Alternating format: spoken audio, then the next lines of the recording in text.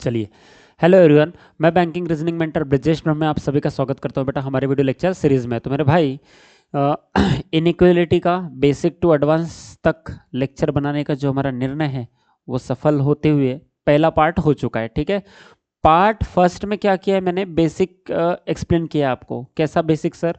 मैंने आपको ये बताया कि इसमें हमको ट्रैवलिंग कैसे करना है। देखो इसमें पढ़ना क्या क्या है, देखो बेटा। हाँ, इनइक्वालिटी में पढ़ना क्या क्या है, इनइक्वालिटी में पढ़ना क्या क्या है सर? ओके मेरे भाई, देखो इनइक्वालिटी में मैंने आपको पहले लॉजिकल चीज समझाया कि ग्रेटर देन का मतलब क्या होता है, लेस देन का मतलब क्या होता है, इक्वल टू का मतलब क्या होता है, ग्रेटर देन इक्वल टू का मतलब क्या होता है, लेस देन इक्वल टू का मतलब क्या होता है। उसके बाद मैंने आपको बताया कि अगर ग्रेटर देन दिया हुआ है, अगर ग्रेटर देन दिया हुआ है तो ग्रेटर देन अगर दिया हो तो मतलब क्या नहीं होगा, अगर ग्रेटर देन है तो लेस देन इक्वल टू नहीं होगा। लेस देन दिया हुआ है यानी लेस देन दिया हुआ है मतलब लेस देन है बोल रहा है तो ग्रेटर देन इक्वल टू नहीं होगा। ठीक है, ये मैंने आपको सब चीजें एक्सप्लेन किया पार्ट वन में। ठीक है, ये रहेगा हमारा पार्ट टू। ये क्या रहेगा बेटा हमारा? ये रहेगा सर हमारा पार्ट सेकंड। ये रहेगा हमारा पार्ट सेकंड। ठीक है, ओके। अब आ जाओ इधर पार्ट सेकंड में। देखो अब तक मैं जो बता चुका हूं उसके सामने बढ़ता हूं थोड़ा सा कि मैंने क्या क्या बताया। मैंने सबसे पहले आपको बताया कि ट्रैवलिंग कैसे करते हैं। मैंने क्या बताया आपको सबसे पहले कि सर ट्रैवलिंग, ट्रैवलिंग कैसे करते करके। ठीक है, ओके, ट्रैवलिंग बताया। देन लॉजिकल, यानी कि आपको मैंने ये बताया कि ये जो लॉजिकल चीज़ है, लॉजिकल चीज़ क्या सर? कि इसको ग्रेटर देन क्यों बोलते हैं, इसी को लेस देन क्यों बोलते हैं, इसको इक्वल टू क्यों, ग्रेटर देन इक्वल टू क्यों और लेस देन इक्वल टू का मतलब क्या होता है करके। और ये पांचों साइन का मैंने मीनिंग भी बताया आपको कि अगर ये है तो क्या नहीं हो सकता, लेस देन है तो क्या नहीं हो सकता, इक्वल टू है तो क्या नहीं हो सकता, ग्रेटर देन इक्वल टू है तो क्या नहीं हो सकता और लेस देन इक्वल टू है तो क्या नहीं हो सकता। इसका मैंने आपको पूरा एक्सप्लेन किया। ठीक है, उसके बाद ये लॉजिकल हो गया। ठीक है सर, देन मैंने आपको क्या समझाया कि हाँ ये लॉजिकल मतलब बड़ा है, ए बी से बड़ा है तो ए किधर रहेगा बी किधर रहेगा करके। ठीक है, फिर मैंने ये लॉजिकल चीज़ें बताने के बाद मैंने आपको ये समझाया कि सर हम लॉजिक से नहीं जाएंगे क्योंकि लॉजिकल करते करते हमको टाइम लग जाएगा। तो मैंने बताया ओपन गेट और क्लोज गेट मेथड से हम इनइक्वालिटी का पूरा चैप्टर कंप्लीट कर देंगे बेसिक टू एडवांस तक, कुछ भी क्वेश्चन आन दो। ठीक है, तो मैं इसके बाद गया कि सर मैंने आपको बोला कि मैं इस लॉजिकल वे से नहीं जाएंगे, हम क्या जाएंगे, ओपन गेट और क्लोज गेट मेथड से जाएंगे। तो मैंने आपको इसको छोड़कर, इसको छोड़कर मैंने सामने बढ़ा कि open gate, open gate and close gate क्या होता है, एंड क्लोज गेट। अब ये क्लोज जेड वाला नहीं लिखना, ठीक है, क्लोज, ये तो पास हो जाएगा अगर ऐसा लिखो तो। क्लोज, क्लोज गेट, ठीक है सर, बंद वाला गेट। ठीक है, open gate and close, close हो जाएगा ना, अरे थोड़ा सा इसको चेंज कर देता हूँ। ठीक है, okay, close, open gate and close gate. ठीक है मेरे भाई। अब देखो मतलब चालू गेट और बंद गेट। हाँ जी, तो भाई ओपन गेट कैसा था, जैसे अगर मैंने यहाँ लिखा ए और इसको मैंने ऐसा दिखाया बी से, तो ये ए के तरफ से बी जा सकते हैं हम। क्या जाएंगे बेटा? ए के तरफ से हम, क्योंकि ए के तरफ से गेट ओपन है तो ए के तरफ से हम बी बड़े आराम से जा सकते हैं। ठीक है, अगर बी के तरफ से गेट ओपन है और यहाँ सी तक पहुँचना है तो बी से सी बड़े आराम से जा सकता हूँ क्योंकि बी की तरफ से गेट ओपन है, इसलिए बी की तरफ से सी जा सकता हूँ। बट सी की तरफ से बी नहीं आ सकता, क्यों? क्योंकि सी के तरफ से बी नहीं आ पाऊंगा। इसका रीज़न ये है कि अगर सर आपने ये जो सी लिखा है ना और आपने ये जो बी लिखा है तो इधर से गेट चालू है, अगर गेट इधर से चालू होता मतलब सी के तरफ से चालू होता, अगर गेट सी के तरफ से चालू होता मतलब ये जो दो बिंदु है, अगर ये जो दो बिंदु है ये सी के तरफ से होते, ये एक ही बिंदु है तो सी के तरफ से मैं बी आ सकता था। 100% सी के तरफ से मैं बी आ सकता था, बट बी के तरफ से सी नहीं जा पाऊंगा, ये बी की तरफ से सी में नहीं जा पाऊंगा। यहां तक बात क्लियर हुई? सी, सी से बी में 100% आ सकता हूं पर बी से सी नहीं जा सकता। ठीक है, समझ में आया? ओके, इस कंडीशन में, हाँ। और इस कंडीशन में क्या होगा कि बी से सी आप बड़े आराम से जा सकते हैं। इस कंडीशन में क्या होगा, बी से सी आप बड़े आराम से जा सकते हैं, बट सी से बी नहीं आ सकते।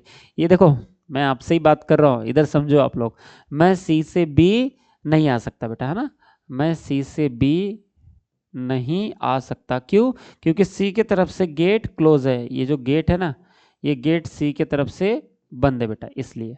ठीक है, ये मैंने आपको पहले बताया कि ट्रैवलिंग कैसे होता है करके। मान लीजिए मुझे सी से डी जाना है, मान लीजिए मुझे सी से डी जाना है, तो ये सी से डी जा सकता हूँ क्योंकि गेट कैसा है, ओपन है सर। ये सी की तरफ से गेट कैसा है बेटा, ओपन है, तो मैं सी से डी बड़े आराम से जा सकता, बट डी से सी नहीं आ पाऊंगा। यहाँ तक बात समझ में आ रही है आपको? अब ये डी से सी क्यों नहीं आ सकता सर? क्योंकि देखो ना, ये जो डी है, मान लीजिए हमने यहाँ डी लिखा और इस सी को मैंने यहाँ लिख दिया, और अगर मैं ऐसा दिखा रहा हूँ तो मैं सिर्फ सी से डी जा पाऊंगा। मैं अगर ग्रेट ओपन दिखा रहा हूँ सी की तरफ से तो सी से डी जा सकता हूँ, बट डी से सी नहीं आ सकता। तो मुझे गेट कैसा दिखाना पड़ेगा? अगर मुझे डी से सी आना है तो डी से सी आना है तो सर गेट डी की तरफ से ओपन होना चाहिए। किसके तरफ से ओपन होना चाहिए बेटा? डी की तरफ से सी की तरफ गेट ओपन होना चाहिए, तब डी से सी आ पाऊंगा। यहाँ तक बात समझ में आ रही है क्या आपको? अरे हाँ या ना? ठीक है। तो अच्छा, अगर मुझे आना ही है, मान लीजिए मुझे डी से सी आना ही है, तो मुझे गेट डी की तरफ से ओपन करना पड़ेगा। अच्छा, इसको और कैसे लिख सकता हूँ मैं?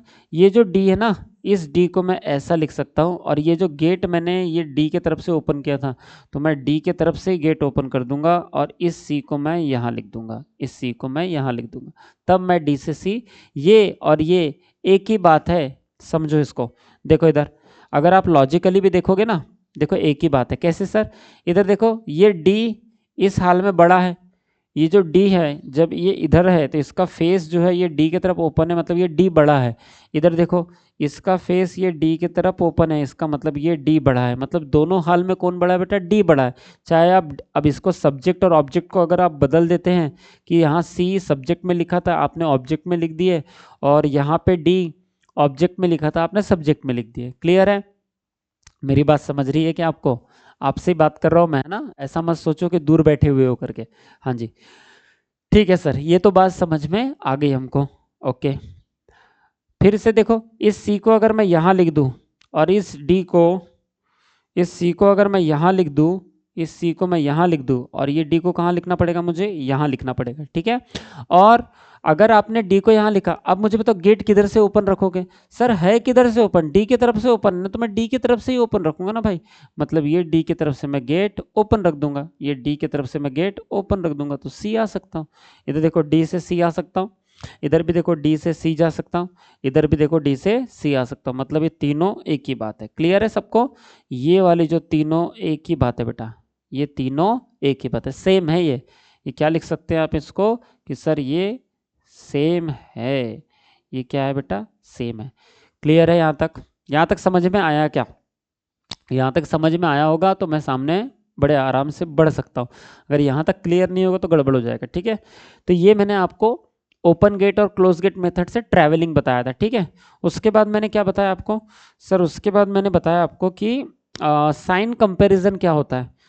आप लोग पार्ट 1 जरूर देखना बेटा। ठीक है, अब यहाँ अगर मैं जो पार्ट 1 में बताया उतना पूरा अगर एक्सप्लेन करने जाऊंगा तो मुझे बहुत टाइम लगेगा। आप पार्ट 1 प्लीज देखिए, है ना, पार्ट 1 देखकर ही पार्ट 2 देखिए। ठीक है, आपको 110% समझेगा, कोई दिक्कत नहीं होगी। आ जाओ। ओके सर, अब समझो कि मैंने इसके बाद क्या बताया? ट्रैवलिंग के बाद, यानी कि सर जब आपने ये ट्रैवलिंग हमको बता दिया, तो ट्रैवलिंग के बाद मैंने आपको बताया कि साइन कंपैरिजन। ट्रैवलिंग पहले बताया, ट्रैवलिंग के बाद बताया मैंने साइन कंपैरिजन। ठीक है सर, तो साइन कंपैरिजन, साइन कंपैरिजन। अब सर ये साइन कंपैरिजन क्या होता है बेटा? अगर अगर जब एक स्टेटमेंट दिया है और वहाँ पे अगर बहुत सारे साइन आ गए, दो एलिमेंट के बीच में बहुत सारे साइन आ गए, तब वहाँ पे कौन सा साइन आंसर बनेगा, ये कौन डिसाइड करता है? हमारा साइन कंपैरिजन डिसाइड करता है। तो साइन कंपैरिजन में मैंने बताया था कि जो सिंगल साइन है, जो सिंगल साइन है, जो सिंगल साइन है, उसकी प्रायोरिटी कैसी रहती है बेटा? सबसे हाईएस्ट। इसकी प्रायोरिटी सबसे हाईएस्ट रहेगी। सिंगल साइन की सबसे हाईएस्ट प्रायोरिटी रहती है, हाईएस्ट प्रायोरिटी रहती है। अब ये सिंगल साइन क्या होता है सर? ये सिंगल साइन मैंने आपको पहले ही बताया कि सर या तो ग्रेटर देन रहेगा या तो लेस देन रहेगा। क्लियर है? उसके बाद डबल साइन, और फिर डबल साइन, सिंगल साइन के बाद किसकी प्रायोरिटी रहेगी? तो बेटा सिंगल साइन के बाद प्रायोरिटी रहेगी डबल साइन की। किसकी प्रायोरिटी रहेगी? डबल साइन की। यानी कि सर सिंगल साइन के बाद अगर प्रायोरिटी रहेगी किसी की तो वो किसकी रहेगी? डबल साइन की प्रायोरिटी रहेगी मेरे लाल। किसकी प्रायोरिटी रहेगी बेटा? डबल साइन की प्रायोरिटी। और डबल साइन क्या होता है सर? डबल साइन का मतलब होता है ग्रेटर देन के साथ इक्वल टू या तो लेस देन के साथ इक्वल टू। यहाँ तक बात क्लियर है आपको? ग्रेटर देन के साथ में इक्वल टू या तो लेस देन के साथ में इक्वल टू, इसको क्या बोलेंगे? Double sign. मतलब सबसे हाईएस्ट प्रायोरिटी रहेगी सिंगल साइन की, यानी कि कोई भी सिंगल साइन है, ग्रेटर देन है, लेस देन है, इनकी सबसे हाईएस्ट प्रायोरिटी रहेगी। सेकंड नंबर में क्या रहेगा?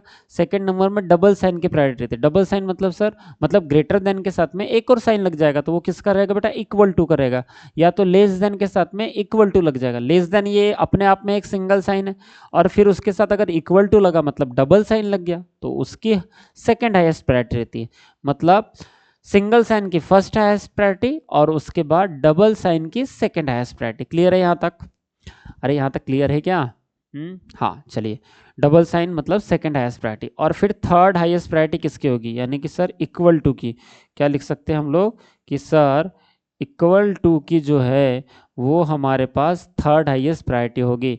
यानी थर्ड हाईएस्ट प्रायोरिटी में कौन आएगा बेटा? थर्ड हाईएस्ट प्रायोरिटी, इसको बोलेंगे हम लोग थर्ड हाईएस्ट प्रायोरिटी। ओहो, डबल साइन, अरे डबल साइन लिख दिया भाई। यहाँ पे इसको सेकंड हाईएस्ट प्रायोरिटी करो। एक मिनट बता रहा हूँ, इसको क्या करना है यहाँ पे भी आपने डबल साइन लिख तो दिया है, तो इसको यहाँ पे मुझे करना है डबल साइन मतलब सेकंड हाईएस्ट प्रायोरिटी। इसको क्या लिखूंगा मैं? Second highest, second highest priority, second highest priority. ठीक है, ओके मेरे भाई, ये रहेगा मेरा सेकेंड हाईएस्ट प्रायोरिटी। ठीक है सर। उसके बाद थर्ड हाईएस्ट प्रायोरिटी में आएगा इक्वल टू, यानी कि सर इक्वल टू का जो साइन है, इक्वल टू डबल साइन हो गया, इक्वल टू साइन। अब ये जो इक्वल टू साइन है ये रहेगा मेरा थर्ड हाईएस्ट प्रायोरिटी। मतलब जब कोई ऑप्शन ही अवेलेबल, मतलब जब ये दोनों चीज़ ऑप्शन में नहीं होंगे, मतलब दोनों चीज़ स्टेटमेंट में नहीं होंगे। कौन से? सिंगल साइन नहीं होगा और डबल साइन नहीं होगा, तो थर्ड हाईएस्ट प्रायोरिटी बनेगा। क्या बनेगा बेटा? थर्ड हाईएस्ट प्रायोरिटी बनेगा कौन? Equal to. Third highest priority आएगा कौन? Equal to. कौन आएगा मेरे लाल? इक्वल टू आएगा। और ये मैंने एक्चुअली में आपको पहले ही पार्ट 1 में बता चुका है। क्लियर है? यानी इक्वल टू कैसा दिखता है? इस तरह से इक्वल टू दिखता है। ठीक है, ओके। साइन कंपैरिजन में अब मैं आपके लिए एक क्वेश्चन लेने जा रहा हूं जिसमें आपको ये 100% समझ जाएगा। जैसे कि सर देखो इधर, आप मुझे बताओ, एक स्टेटमेंट लिया मैंने, एक स्टेटमेंट लिया मैंने, A greater than B, A greater than B, B greater than equal to C, C greater than equal to D, D equal to E, D equal to E, E greater than equal to F, greater than equal to G, उसके बाद greater than K, greater than equal to Y, greater than equal to Z. ठीक है, ये मैंने एक statement ले लिया ए से लेके जेड तक। अब आपको ये बताना है कि इस स्टेटमेंट में कितने कंक्लूजन सही हो सकते हैं और कितने कंक्लूजन फॉल्स हो सकते हैं। तो सही और फॉल्स के लिए आपको इनमें रिलेशन निकालते आना चाहिए। मतलब कि सर जब आप सबसे पहले ट्रैवल होगा कि ये देखना पड़ेगा। तो मैं कंक्लूजन पूछ रहा हूँ आपको, पहला कंक्लूजन पूछा, देखिए इसमें मैंने आपको पहला कंक्लूजन पूछ रहा हूँ मैं।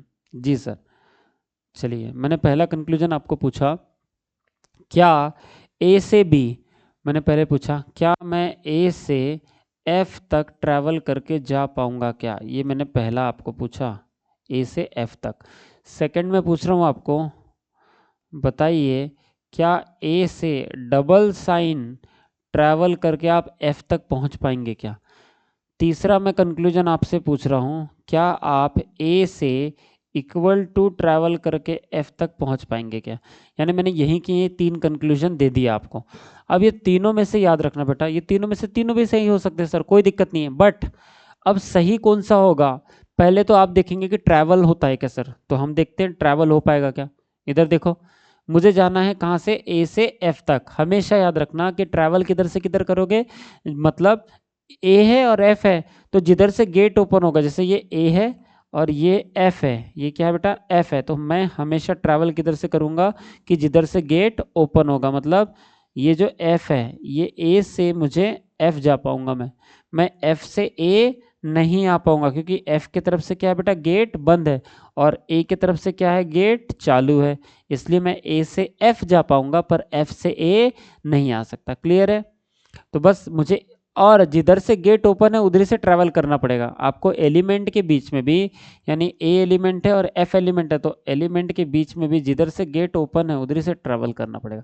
अगर मैंने इसी कंक्लूजन को ऐसा लिख दिया ना, यहाँ ए लिख दिया और यहाँ एफ लिख दिया और ए की तरफ से गेट ओपन दिखा दिया, कोई बात नहीं सर, भले ही यहाँ पे ए है और यहाँ पे एफ है, कोई दिक्कत नहीं, मैं ए से एफ आ जाऊँगा, मैं ए से एफ आ जाऊँगा। क्यों ऐसा करूँगा, क्योंकि मुझे जिधर से गेट ओपन है उधर से ट्रैवल करना है, तो ए इस कंडीशन में ए की तरफ से गेट ओपन है, तो ये और ये सेम ही है, क्योंकि यहाँ देखो ए की तरफ से गेट ओपन है एफ तक और ए से गेट ओपन है एफ तक। क्लियर है यहाँ तक, यहाँ तक बात समझ में आई आपको, अरे हाँ या ना, ठीक है। चलो अब आप देखो कि सबसे पहले आप ए से एफ जा पा रहे हो क्या, देखो ये रहा मेरा ए, ये रहा मेरा एफ, तो ए से बी जा पा रहे हो, हाँ सर बड़े आराम से पहुंच गए, क्योंकि गेट कैसा है, ओपन है। और हमेशा याद रखना, अगर बीच में ऐसे अपोजिट गेट आ गए, मतलब ऐसे ऐसे करके हम एक तरफ से जा रहे थे, एक तरफ से हम लोग जा रहे थे और अचानक से इधर से कोई आ गया, यानी कि सर इधर और इधर अगर ये अपोजिट गेट आ गए तो सर यहाँ पे ट्रैवल नहीं होगा, मतलब यहाँ तक ट्रैवल तो कर पाएंगे क्योंकि ये तो सेम ही गेट है सब, यहाँ तक तो ट्रैवल कर पाएंगे, पर ये अपोजिट गेट आ गया, और अगर अपोजिट गेट आ गया तो ये सामने ट्रैवल नहीं करने देगा, ये रोक देगा यहाँ पे। क्लियर है। चलो तो सर हमको ए से एफ जाना है तो बी तक पहुंच गए, बी से सी बड़े आराम से पहुंच जाएंगे क्योंकि हमारा गेट ओपन है, तो मैं इक्वल टू कभी किसी को ट्रैवल करने से रोकता नहीं है, तो यहाँ पे इक्वल टू है तो भी कोई दिक्कत नहीं है, ये गेट ओपन है बढ़िया से, इसलिए बी से सी जा पाऊंगा। सी से डी आ पाऊंगा क्या, हाँ सर, ये सी से आप बड़े आराम से डी आ पाएंगे सर, ये सी से आप बड़े आराम से डी आ पाएंगे बेटा। उसके बाद डी से आप ई आ पाएंगे क्या, हाँ सर, डी से ई आ जाएंगे हम लोग, बहुत आराम से आ जाएंगे। उसके बाद आपको पहुंचना कहाँ तक है, ए से एफ तक पहुंचना है, यानी ये हमारा सोर्स है, यहाँ से हम निकले थे और हमको पहुंचना कहाँ तक है, एफ तक पहुंचना है, तो हम एफ तक पहुंच जाएंगे सर, हम एफ तक बड़े आराम से, ए से एफ तक मैं बड़े आराम से पहुंच जाऊंगा। क्लियर है, क्योंकि गेट ओपन है इसलिए मैं ए से एफ तक ऐसा करके पहुंच जाऊंगा, एफ तक मैं बड़े आराम से पहुंच जाऊंगा। यहाँ तक बात समझ में आई सबको, क्लियर है। ओके सर, अब मुझे तो ये पता चल गया कि सर मुझे इसमें से कौन सा कंक्लूजन ट्रू है और कौन सा कंक्लूजन है फॉल्स है, ये निकालने के लिए मुझे ट्रैवलिंग करते आना चाहिए, और ट्रैवलिंग के साथ साथ मुझे साइन कंपैरिजन करते आना चाहिए। अगर ट्रैवलिंग होगा तो ही आंसर निकलेगा, अगर ए से मैं एफ ट्रैवल कर पाऊंगा तो ही आंसर निकलेगा, अगर मैं ट्रैवल मतलब बीच में अगर अपोजिट गेट लगा दूं और ट्रैवल नहीं कर पा रहा तो आंसर नहीं निकलेगा, मतलब मुझे कोई भी साइन कंपैरिजन की जरूरत नहीं है, क्योंकि भैया जब ट्रैवल ही नहीं कर पा रहा तो आंसर ही नहीं निकलेगा, और आंसर नहीं निकलेगा तो मैं सीधा क्या करूंगा, उसको गलत कर दूंगा। क्लियर है, यहाँ तक बात समझ में आई आपके, ठीक है सर। चलो अब ए से एफ, यही वाला ए से एफ, तो मैं ट्रैवल तो कर पा रहा हूँ, इसका मतलब ट्रैवलिंग तो हो गया मेरा, मतलब क्या हो गया सर यहाँ पे, मतलब सर मेरा ट्रैवलिंग तो हो गया। अच्छा सर, अब अगर ट्रैवलिंग हो गया मतलब ये पहला पॉइंट तो हो गया हमारा। अब दूसरा है साइन कंपैरिजन, कि ए से जब आप एफ तक जा रहे हो तो कितने साइन इसके बीच में आ रहे हैं, तो देखो इधर बहुत सारे साइन इसके बीच में आ रहे हैं। कौन कौन से साइन, ए से आप एफ तक जा रहे हो तो यहाँ पे ग्रेटर देन मिल रहा है, पहला साइन कौन मिल रहा है, ग्रेटर देन मिल रहा है, ठीक है। देखो इधर पहला साइन, ए से मुझे एफ तक जाना था तो पहला साइन क्या मिला, ग्रेटर देन। इसका कंसेप्ट आप बहुत अच्छे से समझ लो, फिर डबल डबल कोई रिपीट करने की जरूरत नहीं, कंसेप्ट अच्छे से समझ गया, बढ़िया से मक्खन चलेगा जब तक एडवांस तक अपन पढ़ेंगे, तो क्यों समझ में आएगा ना, इसलिए मक्खन बोल रहा हूँ मैं, कि समझ में आता है तब अच्छा लगता है। तो ए से, पर पहले कंसेप्ट होना चाहिए, ए से ये वाला साइन आया, फिर यहाँ पे डबल साइन आ गया कि ग्रेटर देन भी आ गया और इक्वल टू भी आ गया। जब दो साइन एक साथ आ जाते तो उसको बोलते हैं डबल साइन। उसके बाद फिर सी से डी गया, तो सी से डी में भी ग्रेटर देन और इक्वल टू मिल गया, ठीक है। डी से ई आया तो मुझे इक्वल टू मिल गया, और ई से एफ आया तो मुझे ग्रेटर देन इक्वल टू मिल गया, मुझे ग्रेटर देन इक्वल टू मिल गया। इसका मतलब है कि आप ए से लेके जब एफ तक आप ट्रैवल तो कर पाए, आप ट्रैवल तो कर पाए, आपको रोका तो किसी ने नहीं, क्योंकि सारे के सारे गेट ऐसे ही ओपन है, इक्वल टू कभी किसी को रुकता नहीं है। ये गेट तो सारे के सारे ऐसे ही हैं, मतलब ओपन है सारे के सारे गेट। तो सर अगर सारे के सारे गेट ओपन है इसलिए तो आप जा पा रहे हैं। अब मुझे बताओ, यहाँ सिंगल साइन भी आ रहा है, यहाँ पे सिंगल साइन भी आ रहा है, यहाँ पे सिंगल साइन, यहाँ पे सिंगल साइन भी आ रहा है, यहाँ पे डबल साइन भी आ रहा है, यहाँ पे डबल साइन भी आ रहा है, यहाँ पे डबल साइन भी आ रहा है, सिंगल साइन भी आ रहा है, डबल साइन भी आ रहा है। इक्वल टू यानी कि थर्ड हाईएस्ट प्रायोरिटी भी आ रही है, इसको क्या बोलते हैं आप, third highest, third highest, third highest priority भी आ रहा है।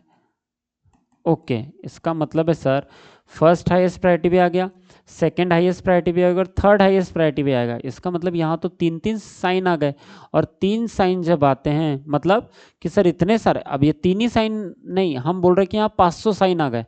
अब यहाँ इसके बीच में बहुत सारे साइन है, 500 साइन है सर, तो आंसर क्या बनेगा। तो बेटा हमेशा याद रखना, अगर हमेशा सिंगल साइन की सबसे ज़्यादा हाईएस्ट प्रायोरिटी होती है, तो यहाँ दिया है सिंगल साइन, यहाँ दिया है डबल साइन, और यहाँ दिया है फिर से डबल साइन, और इक्वल टू भी दिया है। मान लो इतने के बीच में अगर लड़ाई हो गई, अगर इतने के बीच में ही लड़ाई हो गई, single double, single highest priority, double sign और ये थर्ड हाईएस्ट प्रायोरिटी के बीच में अगर लड़ाई होगी, तो हमेशा कौन जीतेगा, फर्स्ट हाईएस्ट प्रायोरिटी किसके, सिंगल साइन के। इसका मतलब हमेशा सिंगल साइन जीतेगा, और सिंगल साइन जीतेगा तो आंसर में भी सिंगल साइन आंसर बनेगा। यानी कि ए से लेकर एफ तक ट्रैवल तो हो रहा है, बट आंसर कौन सा बनेगा बेटा, आंसर ए से लेकर एफ तक ये वाला आंसर बनेगा। यहाँ तक क्लियर है आपको सबको। हाँ सर, कि ए से एफ तक सिंगल साइन ही आंसर बनेगा, क्योंकि यहाँ कितने भी साइन लगे रहने दो, अगर सिंगल साइन एक भी आया तो आंसर कौन सा बनता है, सिंगल साइन आंसर बनता है। यहाँ तक समझ में आई कि बात आपको, बताओ क्लियर है ये, यहाँ तक कोई दुविधा कोई परेशानी है नहीं, ठीक है सर। ओके, अगर मुझे मालूम है कि ए से एफ तक जाने पर सिंगल साइन आंसर बनता है, तो ये अगर सिंगल साइन ट्रू होगा, अगर ये सही है तो ये डबल साइन क्या हो जाएगा, ये गलत हो जाएगा। और ये इक्वल टू, ये तो थर्ड हाईएस्ट प्रायोरिटी, ये तो सही हो ही नहीं पाएगी फिर, क्योंकि मैंने आपको बताया था थर्ड हाईएस्ट प्रायोरिटी कब ट्रू होती है, जैसे कि मान लीजिए ई इक्वल टू यहाँ एफ लिखा है, अगर मैंने यहाँ दे दिया, अरे अरे अरे अरे, हाँ मैंने क्या कर दिया, मान लीजिए यहाँ पे ऐसा लिख दिया कि ये ए इक्वल टू एफ को थोड़ा सा मिटा के मैंने यहाँ पे दे दिया ए इक्वल टू एफ, तो ई और एफ में क्या दिखा दिया मैंने, इक्वल टू दिखा दिया।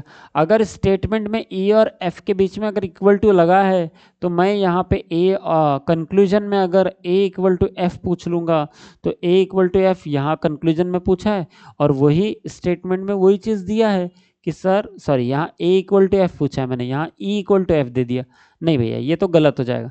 परंतु डी इक्वल टू ई पूछ दिया, तो मैंने यहाँ पे चौथा करके मैंने पूछा डी इक्वल टू ई पूछ दिया बेटा, तो ये 100% क्या हो जाएगा, ट्रू हो जाएगा। क्यों, क्योंकि डी इक्वल टू ई अगर कंक्लूजन में आप पूछ रहे हो तो वो स्टेटमेंट में डायरेक्टली दिया होना चाहिए, वो स्टेटमेंट में डायरेक्टली दिया होना चाहिए। तो देखो यहाँ डी इक्वल टू ई है, डी इक्वल टू ई है, क्लियर है।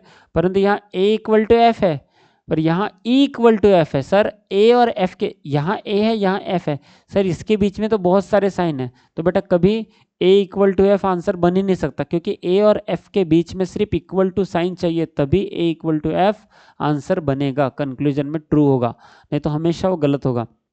मतलब इक्वल टू का क्या शॉर्टकट बन गया फिर, इक्वल टू का ये शॉर्टकट बन गया कि जब भी ए इक्वल टू एफ अगर पूछता है कंक्लूजन में, तो वो स्टेटमेंट में ए इक्वल टू एफ डायरेक्टली दिया होना चाहिए, ए इक्वल टू एफ डायरेक्टली दिया होना चाहिए, उसके बीच में और कोई साइन हमको नहीं चाहिए। यहाँ तो ग्रेटर देन भी है, मतलब सिंगल साइन भी है, डबल साइन भी है, भैया सिंगल साइन डबल साइन आना ही नहीं चाहिए उसके बीच में, अगर उसको उस कंक्लूजन को ट्रू करना है ए इक्वल टू एफ वाले को। तो क्लियर है, ठीक है सर। ओके तो सर ये समझ गया हमको कि इक्वल टू कब ट्रू होता है। अगर कंक्लूजन में डी इक्वल टू ई के बीच में, डी और ई के बीच में इक्वल टू दिया है तो वही मतलब डी और ई के बीच में, सिर्फ ये दो एलिमेंट के बीच में, स्टेटमेंट में भी डी और ई के बीच में डायरेक्टली इक्वल टू देना चाहिए और कोई साइन नहीं चाहिए उसके बीच में। ठीक है, क्लियर है, तब वो इक्वल टू ट्रू हो जाता है। समझे बात को? यानी थर्ड हाईएस्ट प्रायोरिटी कब ट्रू होती है? जब कंक्लूजन में भी वही दिया है, मतलब जो पूछा है, जो कंक्लूजन में पूछा है डी इक्वल टू ई, वही चीज स्टेटमेंट में आपको पहले से दे रखी है। क्लियर है? यहां तक समझ में आया क्या? ओके, अब क्या करना है? चलो, ये तो मैंने आपको ट्रैवलिंग का इंप्लीमेंटेशन करके दिखा दिया और मैंने आपको साइन कंपैरिजन का इंप्लीमेंट करके दिखा दिया। तो बस बेटा यही दो बहुत बेसिक है हमारे, अगर ये आता है आपको तो इसके सामने का सब कुछ समझेगा। ठीक है, ओके। अब मुझे बताओ कि मैं यहाँ पे बहुत सारे कंक्लूजन लिखता हूँ, आपको बताना है कि कौन सा कंक्लूजन ट्रू है, कौन सा कंक्लूजन फॉल्स है। ये समझ में आया? इतना ट्रू और फॉल्स समझ में आया? ठीक है, चलिए देखिए इधर मैं यहाँ बहुत सारे कंक्लूजन लिखने जा रहा हूँ। ओके सर, अब मैं यहाँ पे बहुत सारे कंक्लूजन लिखने जा रहा हूँ। अब आपको बताने कि कौन सा सही है कौन सा गलत है। देखो सर, अच्छा ये और ये अलग अलग है सर। ये ए के तरफ से आपने ऐसा दिखाया और एफ लिख दिया, और ये इधर ए लिखा और ऐसा दिखाया और एफ लिख दिया। नहीं बेटा, ये और ये एक ही बात है। ये और ये एक ही है, ए से एफ, ए से एफ। ठीक है, सिर्फ उसकी पोजीशन मैंने बदल दी है, पर ये इसका मीनिंग एक ही होता है। क्लियर है? ए से एफ की तरफ ही जा रहे हैं और ए से एफ की तरफ ही आ रहे हैं। ठीक, और इसको पहले भी मैंने एक्सप्लेन किया है कि इसका ये क्यों सेम है करके। ठीक है, ओके। चलिए सामने बढ़ते हैं हम लोग। अब सामने क्या है कि सर इसमें बहुत सारे कंक्लूजन तो लिख सकते हैं आप, तो मैं कंक्लूजन लिखने जा रहा हूँ, आप बताइए कौन सा सही है कौन सा गलत है। ठीक है, चलिए यहाँ पे लिखता हूँ मैं 5 नंबर। पहले 5 नंबर लिखा मैंने, बताइए क्या ए से लेके डी सिंगल साइन ट्रू होगा क्या? 6वां नंबर लिखा मैंने, A greater than equal to D, यानी कि डबल साइन के साथ डाल दिया। 7वां मैं बोल रहा हूँ ए इक्वल टू डी। 7वां मैं क्या बोल रहा हूँ बेटा? ए इक्वल टू डी। ओके, चलिए 8वां देखिए इधर। 8वां लिख रहा हूँ मैं, 8वां लिख रहा हूँ बी से क्या मैं y जा पाऊंगा क्या? 9th लिख रहा हूँ मैं, b से डबल साइन लेके y। ठीक है, उसके बाद 10 लिख रहा हूँ मैं, क्या मैं b equal to y true होगा क्या मेरा? ठीक है, पहले इतना ही बताओ। चलिए बताइए, a से d जाना है मुझे ना, ए से मुझे डी जाना है। तो देखो जब भी इसको ट्रू करना है, इस कंक्लूजन को जब भी ट्रू करना है, तो आपको क्या देखना पड़ेगा कि जब भी अगर ट्रू करना है तो मेरा ट्रैवलिंग भी होना चाहिए, और अगर ट्रैवलिंग होगा तभी तो वो ट्रू हो पाएगा। तो पहले देखो कि ट्रैवलिंग हो रहा है क्या, ए से डी जा पा रहे हो क्या? तो देखते हैं सर। हाँ सर, ए से डी तो बड़े आराम से जा पा रहा हूँ मैं।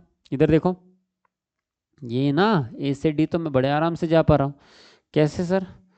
ये देखो, ए से बी जा पाऊंगा मैं, बी से सी जा पाऊंगा मैं, सी से डी जा पाऊंगा मैं। तो मैं ए से बी से सी से डी, बड़े आराम से डी तक पहुंच गया। इसका मतलब ए से डी मैं पहुंच पा रहा हूँ, मतलब ट्रैवलिंग तो हो रहा है मेरा। और अगर ट्रैवलिंग हो रहा है, अब इनके बीच में देखो ए से डी तक कौन कौन से साइन आ गए, ए से लेके डी तक कौन कौन से साइन आ गए, आप ही बताओ। सर ए से पहले सिंगल साइन आ गया बी तक, फिर डबल साइन आ गया, फिर डबल साइन आ गया, तब जाके मैं डी तक पहुंचा। तो यहाँ सिंगल साइन आ गया, यहाँ डबल साइन आ गया, यहाँ डबल साइन आ गया। अगर इनकी लड़ाई होगी, ये हमारा इसको बोलेंगे बेटा सिंगल साइन। इसको क्या बोलेंगे हम? Single sign. ये हमारा क्या है सर? ये है हमारा डबल साइन। ये भी क्या है हमारा सर? ये भी हमारा क्या है बेटा? ये भी हमारा डबल साइन है। क्लियर? ये सिंगल, ये डबल साइन, ये भी डबल साइन। तो जब सिंगल साइन डबल साइन एक साथ आ जाए, तो इनकी अगर लड़ाई होगी तो इसमें जीतेगा कौन? तो हमेशा किसकी हाईएस्ट प्रायोरिटी होती है सबसे ज़्यादा? सिंगल साइन की सबसे ज़्यादा हाईएस्ट प्रायोरिटी होती है। सिंगल साइन की सबसे ज़्यादा हाईएस्ट प्रायोरिटी होती है। तो इसमें चाहे आप कितने भी ले लें, अगर डबल साइन आप कितने भी ले लेंगे, अगर आप डबल साइन कितने भी ले लेंगे, तो भी अगर एक भी सिंगल साइन आ गया, तो भी अगर एक भी सिंगल साइन अगर आ गया, एक भी अगर सिंगल साइन आ गया, तो बेटा ये एक भी अगर सिंगल साइन आ गया तो भी जीत किसकी होगी, सिंगल साइन की होगी। मतलब आंसर क्या बनेगा, सिंगल साइन आंसर बनेगा। यानी कि ए से लेके डी तक कितने भी साइन आने दो, ए से लेके डी तक कितने भी साइन आने दो डबल, अगर एक भी सिंगल साइन आया तो आंसर क्या बनेगा, सिंगल साइन। क्लियर है यहाँ तक? यहाँ तक बताओ समझ में आया क्या, पक्का? ठीक है। तो अब मुझे बताओ ए से डी तक, देखो यहाँ डबल साइन आ गया, यहाँ पे भी डबल साइन आ गया, कोई फर्क नहीं पड़ता सर। एक भी सिंगल साइन आया है क्या, हाँ सर एक सिंगल साइन आ गया ना पहले, और अगर एक भी सिंगल साइन आया तो जीत किसकी होगी, सिंगल साइन की होगी। यानी कि आंसर क्या बनेगा, सिंगल साइन। तो ए से डी तक ये सिंगल साइन है, ए से डी जीत जाए, मतलब ए से डी ट्रू हो जाएगा। क्लियर है? अगर सिंगल साइन वाला ट्रू होगा तो डबल साइन वाला फॉल्स ही होगा, क्योंकि जाना तो मुझे ए से डी तक ही है। और अगर ये सिंगल साइन वाला ट्रू हो रहा है तो ये ए डबल साइन वाला डी गलत होगा। क्यों? क्योंकि ए से डी तक हम ट्रैवल तो कर सकते हैं, पर जब साइन कंपैरिजन की बात आएगी तो यहाँ पे आंसर ए से डी के बीच में सिंगल साइन आंसर बनेगा। और कंक्लूजन में क्या दिया है, पहले ही मुझे डबल साइन दिया है, यहाँ डबल साइन पूछ लिया, इसलिए ये आंसर नहीं बनेगा। क्लियर है? Okay, A equal to D. अब मुझे बताओ ए इक्वल टू डी, भाई ए और डी के बीच में सिर्फ इक्वल टू है क्या, नहीं सर, इसके बीच में तो सिंगल साइन आ गया, डबल साइन आ गया। तो भैया सिंगल साइन की सबसे हाईएस्ट प्रायोरिटी होती है। अगर सिंगल साइन आया है तो सिंगल साइन सबसे हाईएस्ट प्रायोरिटी वाला होगा, वो तो आंसर सिंगल साइन बनेगा। ये इक्वल टू तो थर्ड हाईएस्ट प्रायोरिटी होती है, ये थर्ड हाईएस्ट प्रायोरिटी, इसका मतलब ये तो आंसर नहीं बन सकता, तो ये तो आंसर नहीं बने। बेटा कब बनेगा ए इक्वल टू डी आंसर, अगर ये सिंगल साइन डबल साइन इनके बीच में कोई साइन ही नहीं दिया और डायरेक्ट ए से लेके डी तक सिर्फ इक्वल टू दिया है, ए से लेके डी तक सिर्फ क्या दिया है, इक्वल टू दिया है। मैं आपसे बात कर रहा हूँ, ए से लेकर अगर डी तक क्या दिया है, सिर्फ इक्वल टू दिया है, तो आंसर कौन सा बनेगा, ए इक्वल टू डी आंसर बनेगा। क्लियर है? अरे हाँ या ना, यहाँ तक क्लियर है? हाँ जी। हमारी कमर दुख रही है भैया, हाँ जी, कोई दिक्कत नहीं सर, खड़े रहेंगे पैर भी दुखेंगे कमर भी दुखेंगे, कोई दिक्कत नहीं, आपको समझना चाहिए बस, है ना? हाँ जी, ए इक्वल टू डी। तो अब sir A equal to D, okay, ये तो कभी ट्रू हो ही नहीं सकता, क्योंकि इनके बीच में इक्वल टू के बजाय में सिंगल साइन आ गया, डबल साइन आ गया। और अगर फर्स्ट हाईएस्ट प्रायोरिटी आ चुकी है, सेकंड हाईएस्ट प्रायोरिटी आ चुकी है, तो थर्ड हाईएस्ट प्रायोरिटी कभी आंसर बन ही नहीं सकता। फर्स्ट प्रायोरिटी अगर आंसर आ चुका है तो फर्स्ट प्रायोरिटी अगर आ चुके, सिंगल साइन अगर आ चुका है, तो कभी भी डबल साइन आंसर नहीं बन सकता, और इक्वल टू यानी थर्ड हाईएस्ट प्रायोरिटी कभी आंसर नहीं बन सकता। यहाँ तक क्लियर है आपको, पक्का क्लियर है? ओके, चलिए उसके बाद में b से लेके y, सर ये b से लेकर y क्या बोलता है, देखना ध्यान देना इधर, b से लेकर y क्या बोल रहा है। सर b से सबसे पहले आप बताइए कि हम y तक जा सकते हैं क्या। हमको दो ही चीज़ देखना है, एक तो ट्रैवलिंग होना चाहिए, अगर ट्रैवलिंग हुआ तो आंसर आएगा, ट्रैवलिंग नहीं हुआ तो डायरेक्ट गलत, ये कंक्लूजन को ही डायरेक्ट गलत कर देना, क्योंकि b से y हम जा ही नहीं पा रहे ऐसा करके। तो देखो b से y हम ट्रैवलिंग कर पा रहे हैं क्या, और हमेशा किधर से किधर रन करोगे कंक्लूजन में, हम हमेशा b से y मतलब जिधर से गेट ओपन है उधर से रन करना पड़ेगा। जैसे अगर यही b से y, अगर ये b और y ऐसा लिखा होता तो पहले इधर b देता और इधर y देता और b की तरफ से गेट ओपन करके दिखा देता, तो भैया मेरा जिधर से गेट ओपन है मैं उधर से रन करूंगा, ठीक है। y की तरफ से तो मैं b जा ही नहीं सकता, यहाँ देखो y की तरफ से तो मैं b जा ही नहीं सकता, क्योंकि y की तरफ से गेट बंद है, b की तरफ से गेट चालू है। क्लियर है आपको? यहाँ तक बात समझ में आई? अरे आपसे बात कर रहा हूँ सर, यहाँ तक क्लियर है क्या? b से y की, सर b की तरफ से ही y क्यों जाऊंगा, y की तरफ से b नहीं आ सकते क्या? नहीं बेटा, जिधर से गेट ओपन रहेगा उधर से आऊंगा मैं। क्लियर है? ओके, चलिए, तो b से y मैं जाऊंगा। ओके सर, अगर मैं b से y जाऊंगा तो क्या ट्रैवल कर पा रहा हूँ कि, देखो मेरा b से y, हाँ सर क्यों नहीं, बड़े आराम से कर पा रहे हो ट्रैवल आप। ठीक है, इधर देखो b से y, ये b से c गया, ये c से d गया, ये d से e गया, ये e से f गया, f से g गया, g से k गया, क्योंकि गेट ओपन है ना, g से k भी जा सकता हूँ मैं क्योंकि गेट ओपन है, और k से y चला जाऊंगा मैं बड़े आराम से। क्लियर है? समझ में आया यहाँ तक? ओके, ठीक है, k से y चला गया, तो ये b से y 100% क्या हो जाएगा बेटा, सर ट्रू हो जाएगा, ट्रू। अरे हाँ या ना? ठीक है, ठीक है मेरे लाल। ओके, अब ये b से y देखो, ये देखो b से y, तो भाई जब b से y में गया, मैंने देखा कि जब मैं बी से वाई तक जा रहा था तो मेरे को तो बी से वाई तक जाने तक बहुत सारे साइन मिले। अरे कितने भी साइन मिलने दो ना, कितने भी डबल साइन मिलने दो, कितने भी इक्वल टू मिलने दो, अगर एक भी सिंगल साइन है वहां पे, एक भी सिंगल साइन अगर है वहां पे, तो आंसर कौन सा बनेगा? Single sign. अगर सिंगल साइन मौजूद नहीं है, स्टेटमेंट में सिंगल साइन मौजूद नहीं है, तब जाके कौन सा आंसर बनता है? Double sign. मतलब सेकंड हाईएस्ट प्रायोरिटी बोलते हैं उसको। डबल साइन को क्या बोलते हैं? Second highest priority. Single sign को क्या बोलेंगे? First highest priority. और अगर सिंगल साइन और डबल साइन दोनों भी अवेलेबल नहीं है, तभी जाके आंसर इक्वल टू बनता है। मतलब उनके बीच में, दो एलिमेंट के बीच में इक्वल टू होना चाहिए, तब आंसर इक्वल टू वाला बनेगा। चलो, तो बी से वाई। अब सर मैं बी से जब वाई चला गया, ये बी से वाई तो मैं चला गया, तो इसके बीच में तो बहुत सारे साइन आ गए। कौन कौन से साइन आ गए बेटा? देखो यहाँ बी से सी गया तो पहले डबल साइन आ गया, फिर सी से डी गया तो भी डबल साइन आ गया, डी से ई गया तो इक्वल टू आ गया, ई से एफ गया तो इक्वल टू आ गया, एफ से जी गया तो ग्रेटर देन इक्वल टू आ गया, जी से के गया तो ये आ गया, और के से वाई गया तो ग्रेटर देन इक्वल टू आ गया। क्लियर है? इसका मतलब है सर कि बी से लेकर आप जब वाई तक पहुंचे तो इतने सारे साइन थे बीच में। डबल साइन था, डबल साइन था, एक भी सिंगल साइन नहीं है क्या? नहीं, डबल इक्वल इक्वल डबल है ना भाई। जी तक है ना, जी में सिंगल साइन है ना भाई। ये देखो जी वाला सिंगल साइन है, और मैंने ये लिख भी रखा है कि ये वाला जो साइन है हमारा, ये वाला साइन सिंगल साइन है। इसको क्या बोलते हैं बेटा? हम इसको बोलते हैं सर आप सिंगल साइन। इसको बोलते हैं आप सिंगल साइन। और अगर सिंगल साइन है तो आंसर कौन सा बनेगा? बी से वाई तक सिंगल साइन आंसर बनेगा। यानी कि बी से लेकर वाई तक आंसर कौन सा बनेगा? Single sign. क्लियर है? और अगर सिंगल साइन आंसर बनेगा तो यहाँ पे सिंगल साइन है, मतलब ये अगर सही है, ये अगर सही है तो ये क्या हो जाएगा? डबल साइन वाला गलत हो जाएगा। मतलब यहाँ डबल साइन, क्योंकि यहाँ पे साइन कंपैरिजन जब हमने किया तो सिंगल साइन आंसर निकल के आ रहा है। इसका मतलब कंक्लूजन में जहाँ सिंगल साइन दिया होगा वो आंसर बनेगा, तो डबल साइन आंसर नहीं हो सकता, और इक्वल टू कभी आंसर नहीं हो सकता। क्लियर है? समझे क्या? अगर सिंगल साइन वाला आंसर बनेगा तो डबल साइन आंसर नहीं हो सकता, और इक्वल टू यानी कि थर्ड हाईएस्ट प्रायोरिटी आंसर नहीं हो सकता। अगर फर्स्ट हाईएस्ट प्रायोरिटी आंसर है तो डबल साइन आंसर कभी नहीं हो सकता, थर्ड हाईएस्ट प्रायोरिटी कभी आंसर नहीं हो सकता। क्लियर है? आपको बात समझ में आई मैंने क्या बोला? अरे हाँ या ना?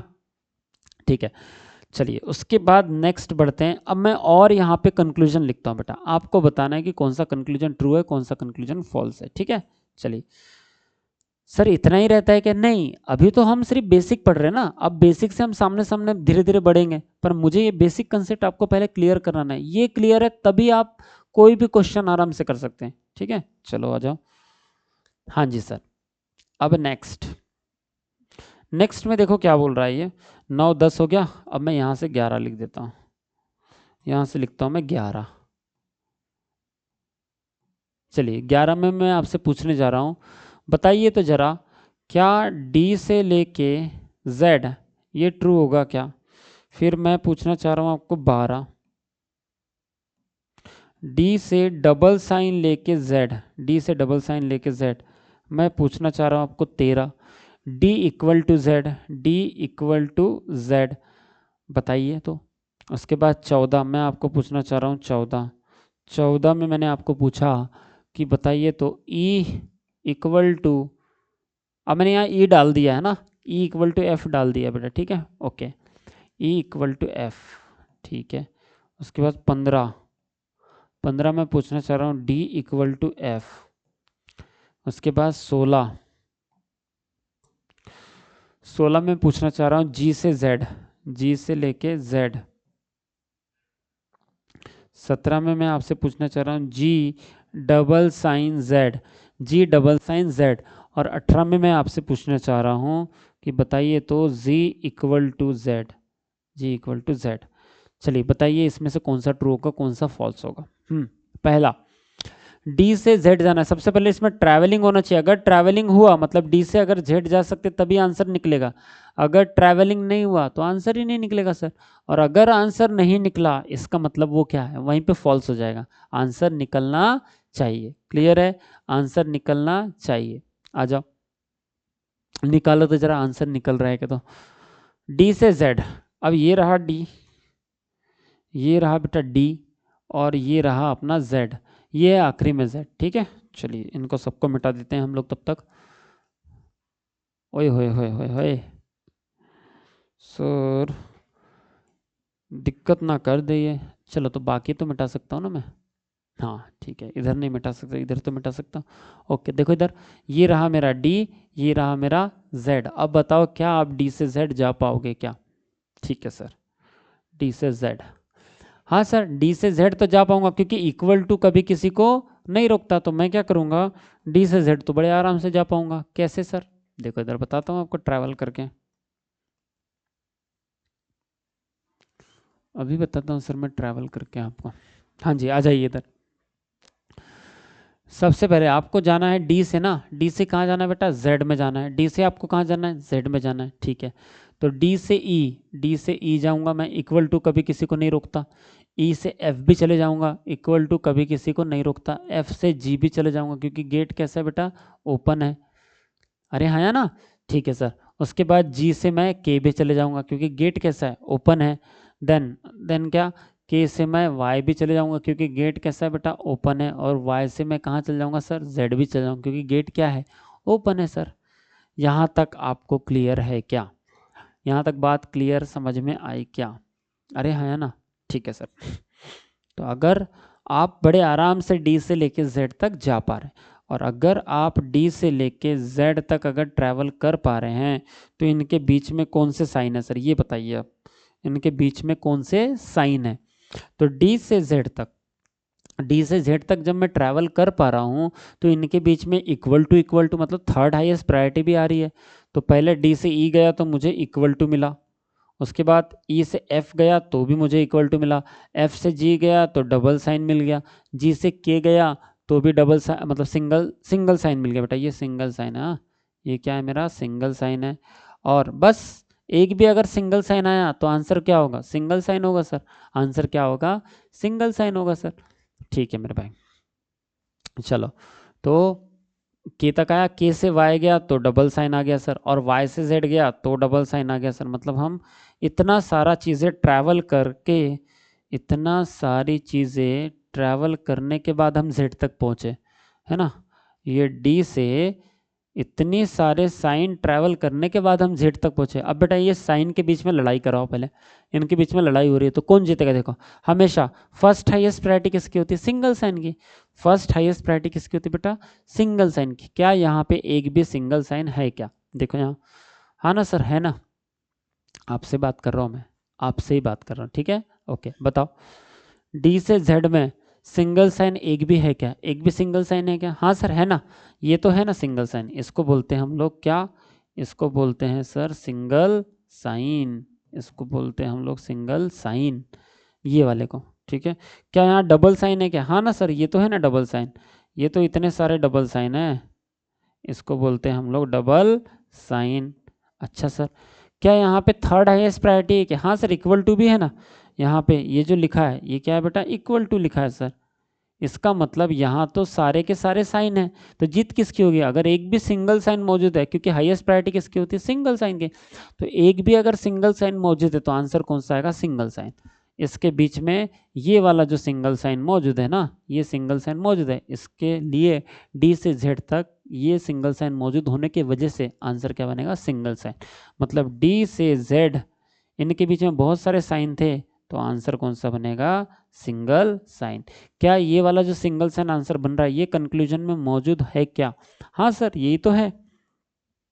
देखो इधर, ये डी से जेड यही तो मौजूद है सिंगल साइन, और अगर ये मौजूद है सिंगल साइन, ये आंसर बन रहा है, इसका मतलब डबल साइन कभी आंसर नहीं बन सकता, इक्वल टू कभी आंसर नहीं बन सकता, क्योंकि फर्स्ट हाईएस्ट प्रायोरिटी अगर आंसर बन गया तो ये डबल साइन आंसर नहीं बन सकता, ये equal to third highest priority कभी आंसर नहीं बन सकता। यहाँ तक क्लियर है आपको, आपसे बात कर रहा हूँ बेटा, यहाँ तक क्लियर है आपको, ठीक है चलिए आ जाइए, देखते हैं इधर।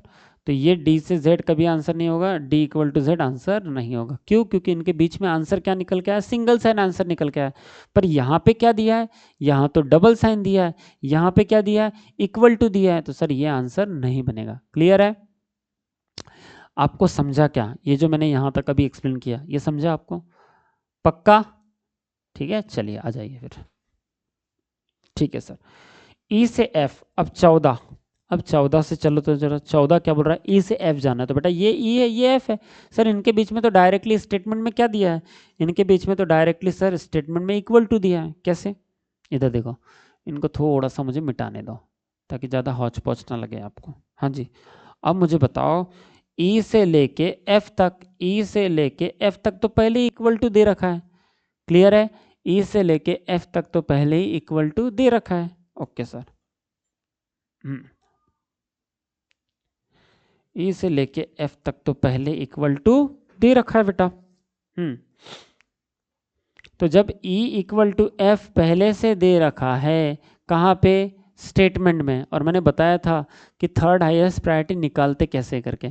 थर्ड हाईएस्ट प्रायोरिटी कब आंसर बनता है? जब कंक्लूजन में दो एलिमेंट के बीच में, जैसे कि यहाँ ई इक्वल टू एफ पूछ लिया मुझे, और स्टेटमेंट में भी ई इक्वल टू एफ तक, ई इक्वल टू एफ के बीच में सिर्फ इक्वल टू साइन आए हैं, सिर्फ इक्वल टू साइन आया है, तो 100% आंसर कौन सा होगा?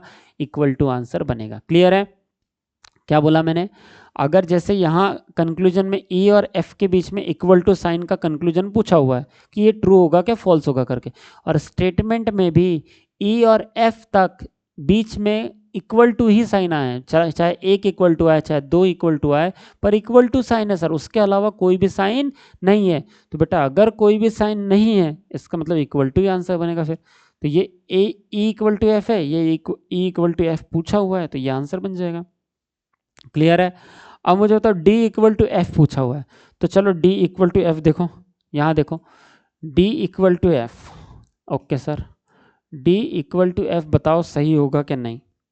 अब भी बताता हूँ सर, इधर देखो ये डी इक्वल टू एफ यहाँ तक, क्या डी और एफ के बीच में इक्वल टू आया क्या? हाँ सर, डी से ई तक इक्वल टू आया, ई से एफ तक भी इक्वल टू है। इसका मतलब अगर ये डी है, डी इक्वल टू ई दिया है, और ई इक्वल टू क्या दिया बेटा? एफ दिया है। इसका मतलब आप ऐसा तो बोल सकते हैं ना कि अगर डी इक्वल टू ई है और ई इक्वल टू एफ है, इसका मतलब ऑटोमेटिकली क्या है सर? इसी का तो मतलब है कि अगर डी की वैल्यू अगर 1 है, यहाँ अगर 10 है, मान लीजिए 10 है, डी की वैल्यू 10 है, इक्वल टू में ई लिखा है, तो ई की वैल्यू भी कितनी हो जाएगी बेटा? 10।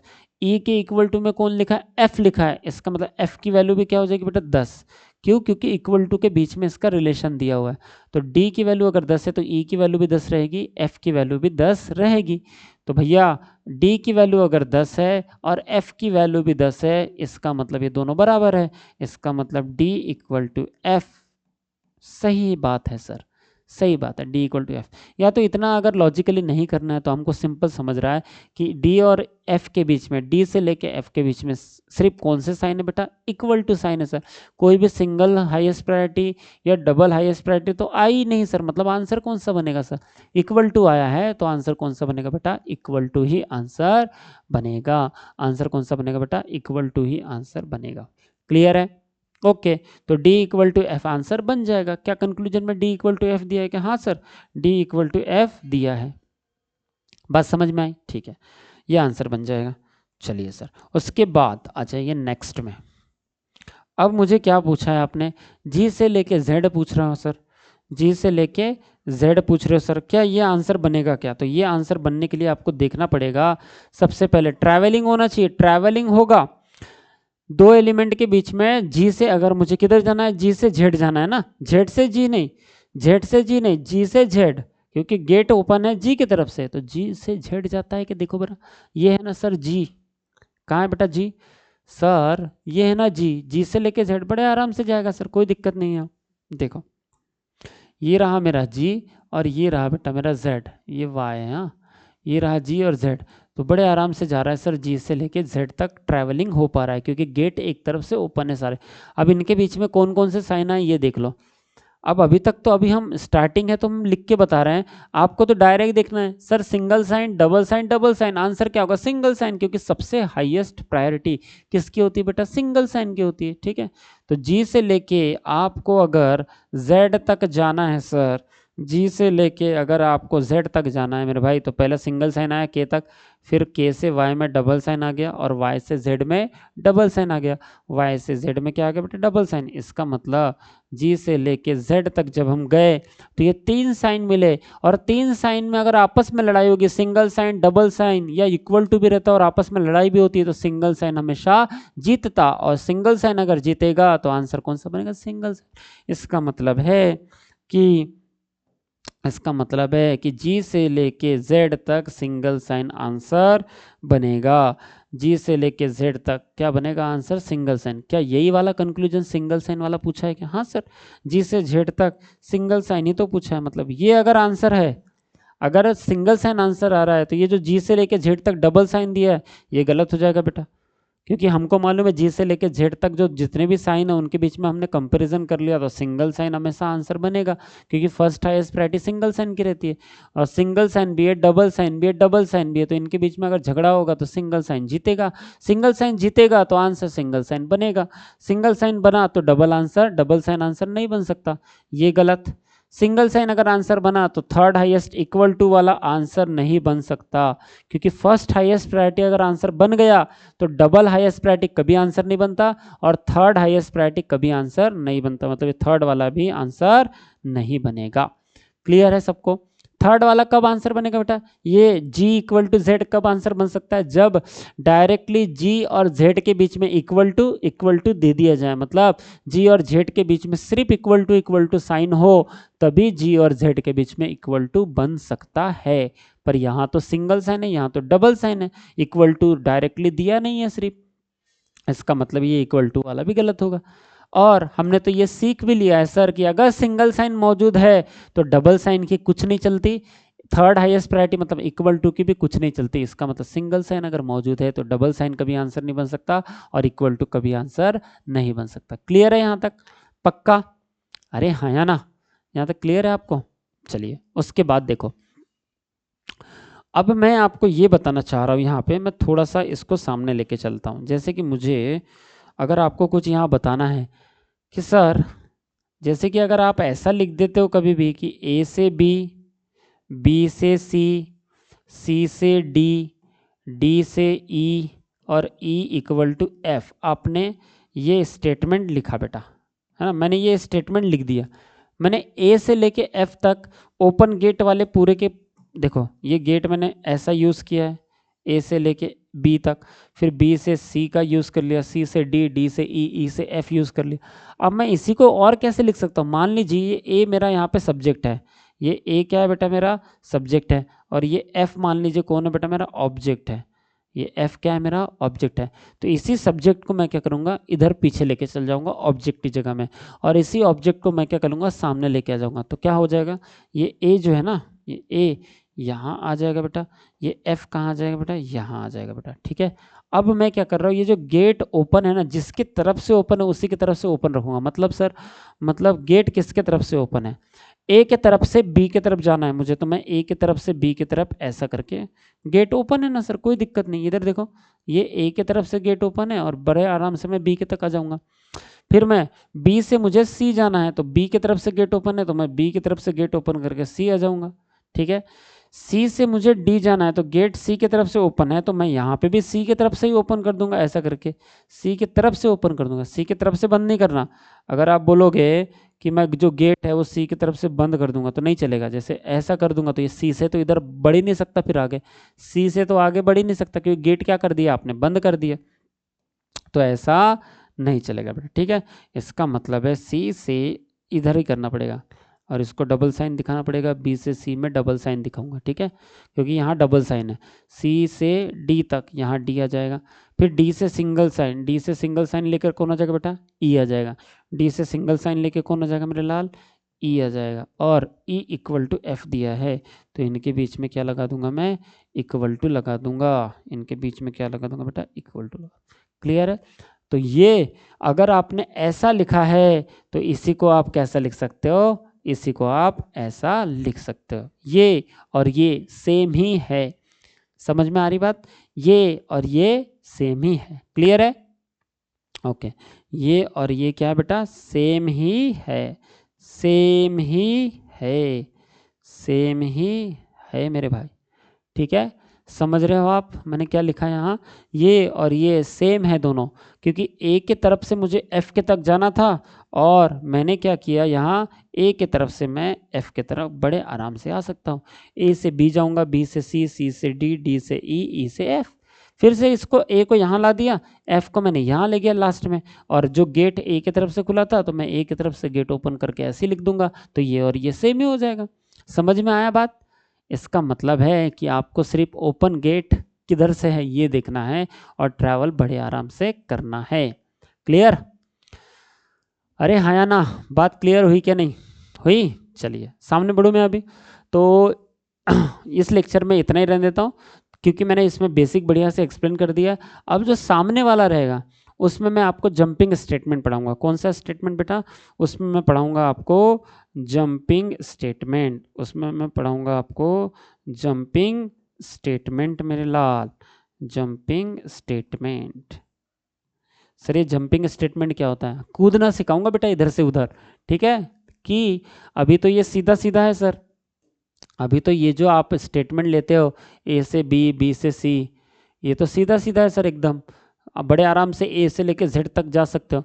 पर इसी को मैं कॉमा कॉमा करके अगर दो चार तोड़ दूंगा अलग अलग, इसी स्टेटमेंट को ए से लेके सी तक, फिर डी से लेके जी तक, फिर के से लेके जेड तक, 3 स्टेटमेंट बना दूंगा छोटे छोटे, तब आपको इधर से उधर जंप करके ट्रैवल करके देखना पड़ेगा, ठीक है। मतलब इसके बाद में बताऊंगा आपको जंपिंग स्टेटमेंट, ठीक है, एक जगह से दूसरी जगह कैसे जंप करते करें। क्लियर है? तो यहां तक इस लेक्चर में इतना ही। नेक्स्ट लेक्चर में फिर से इसका थर्ड पार्ट अपलोड करूंगा बढ़िया से। क्लियर है? अच्छा क्वेश्चन लू, क्वेश्चन लू, ओके। तो क्वेश्चन भी लेते हैं हम लोग, है ना? ओके सर, क्वेश्चन भी लेते हैं, है ना?